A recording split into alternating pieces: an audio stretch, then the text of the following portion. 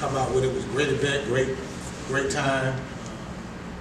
You know, to see those seniors win their last Bayou Classic as a player. So now we turn the page. We're headed to the SWAC championship game this week in Jackson versus Jackson State University. Of course, we played them once before, and we're looking forward to the opportunity to compete for a championship this week. Coach, before we ask you about the game, what did you think of the all-SWAC team of Southern getting only one player on it as West Division champs? Disappointed. You know, been in the conference a long time. And, unfortunately, this is not the first time that that's happened. And it's disappointing. I think it's disappointing to the student athletes who worked extremely hard to during the course of the season and to not be recognized at only one position. I think that it's just disappointing. And I told the players, I said, hey, you know, what you got to do is you just got to go out and play. And life sometimes, life is not always fair. So you gotta, you know, go past it and deal with it and move on. You know, I like to think that, and I know for a fact that we have guys on this team that are worthy, if not first team, second team honors. But it is what it is. Can't dwell on it. We're gonna move on. Gonna turn the page and move on. After you played Jackson State and you've looked at video of their games since then, how much better of a team are they? What impresses you about how different they are now? Do a good job of running the football, confidence level. Those guys are playing with confidence on both sides of the ball, all three phases of the game. So they last game against Alcorn, they played really well on the road, and so you know, they're doing a good job of Coach Taylor and his staff doing a good job with those guys, keeping them locked in and focused, and those guys are playing good football. Coach, how much have you seen your team grow from that Week 3 loss? Leaps and bounds. Guys have done a great job of trusting and buying into what we're doing. We've moved some people around, we changed some people, and those guys are playing with confidence. I think people tend to fail to realize sometimes that, you know, we offensively we came back with one starter, and then, you know, we playing with two redshirt freshman quarterbacks and a quarterback that's played some. So there'll always be growing pains. There'll be growing pains. So, and that's what I told them. I said the thing of it is you just got to continue to work and trust it. And if you trust it, it'll work out for you. Do you feel any more sense of confidence going into this week than you maybe did in Week 3 with your team? Nope. I've always been a confidence guy. You know, my thing is if you prepare and prepare to win, and you continue to play, and you focus on the little things, the fundamentals and the techniques, those things give you an opportunity to win week in and week out. So I'm not one that, you know, my confidence is high this week, it's not that high this week. It's always even keel. So in terms of confidence, you know, I'm the same all the time when it comes to that. How much are y'all embracing this underdog role that y'all kind of been getting going to this game? We don't put a whole lot of emphasis into it. Like it's no different than when we had the SWAC media day and we would pick forth, and then that question was asked, how do I feel about it? I said, you got to pick us somewhere.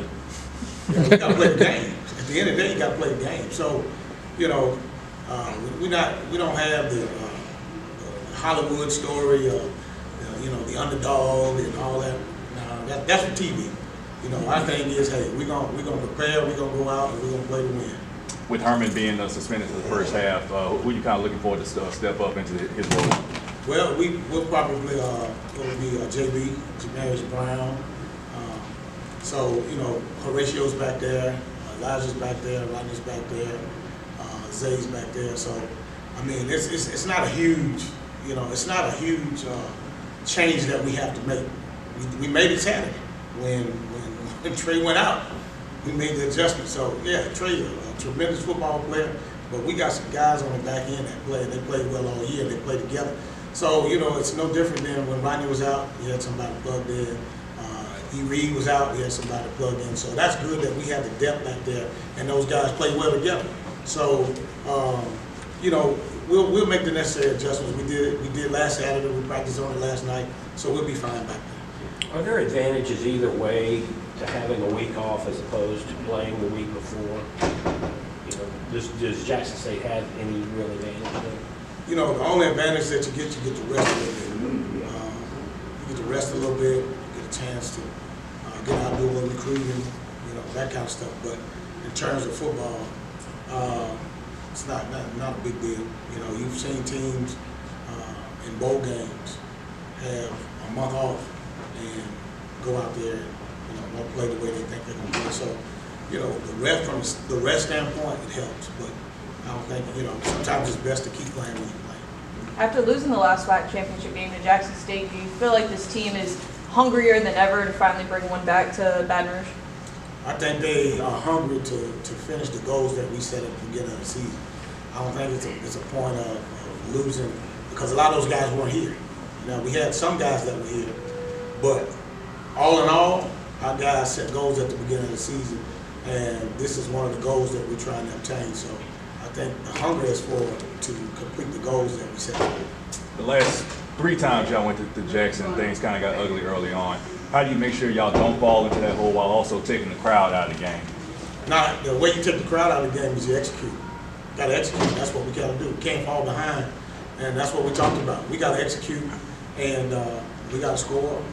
When we got opportunity to score, we can't give up the big plays on defense. We got to stop them. We got to be sound in the kicking game. They just got to execute. I mean, we played like I told them last night. We played in the Bayou Classic last week. It was over 63,000 people there. We played in big stadiums. We played on the road. We played in hostile environments. So this is nothing new. It's just like television. I told them last week. Just because it's on NBC, it's no different. We played on ESPN, ESPN3. So it doesn't matter the network. The game is still the same. I told you, it's 120 yards, 53 and a third. It's football. How has Jalen Woods stepping in as the starter helped kind of give the offense some level of consistency and continuity over these past few weeks? I don't know if it was the fact that he stepped in, giving the offense consistency, or the offense is just getting consistent as a whole. It's not, again, we're talking about each week those guys have improved. We made changes, we moved people around, and those guys have bought in to what we're doing, and they understand what our philosophy is. We're going to do whatever we have to do to win a football game. We don't have that philosophy of this is what we do and this is how we're going to do it and we're not going to change that. Whatever we have to do to win the football game, that's what we're going to do. If we got to line up and run in a wishbone, we're going to run a wishbone. We got to spread them out. We're going to do that. And I'm just being facetious there because we ain't running a wishbone. But whatever we have to do, we're going to do what we need to do to win the game. And our players buy into that. They understand it. They know that. And that's what has helped us to be successful. With Jalen, are y'all trying to give him a little bit more each week to add a little something to the offense, or do you kind of keep him in the same scheme and playbook? No, it's the offense is the offense, and it's they have a way of how they're doing things, and so it's basically Coach Frederick is the type of coach that he's allowing them to trust what they see, and it's just a matter of going out and executing. So it's not it's not a scaled back version of what we're doing. It's offense, and now it's a matter of how well can we effectively run the offense. And so I think that helps.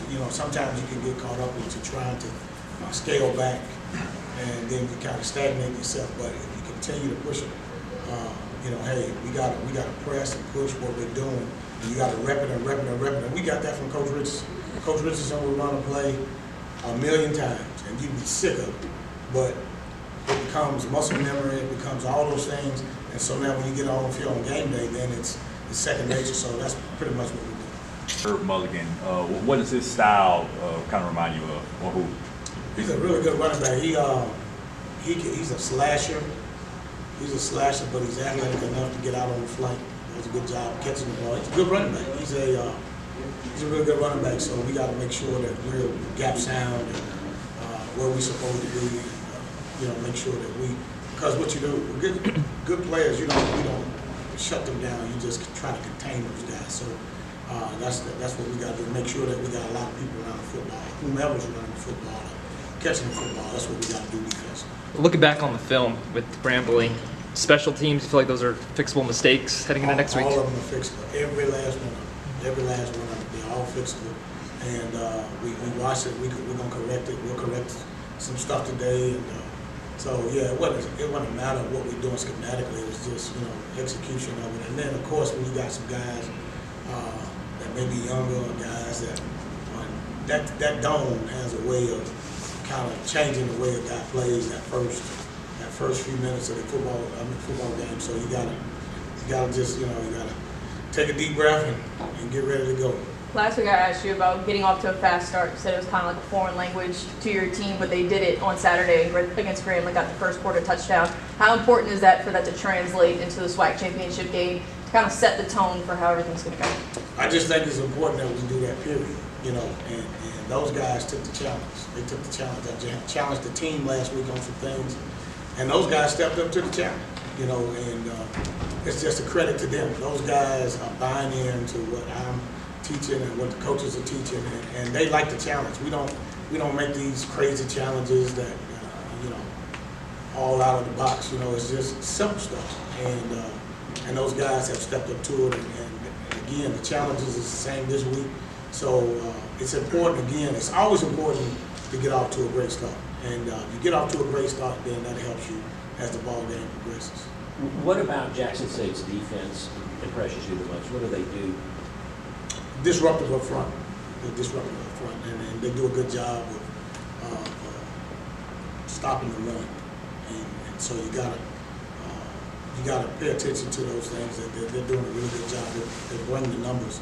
Do a good job of putting numbers in the box, and those guys playing. And they play quite a few guys up front. So that's one thing. If you're gonna play great defense, you gotta be able to stop the run. And so they've done a good job of stopping the run and making people one-dimensional, so to speak, and then they only get out to the quarterback. So that's probably the most impressive thing that I see that they do. That was good, Coach. We're good, Coach. All right. Thanks. Thank you, Coach.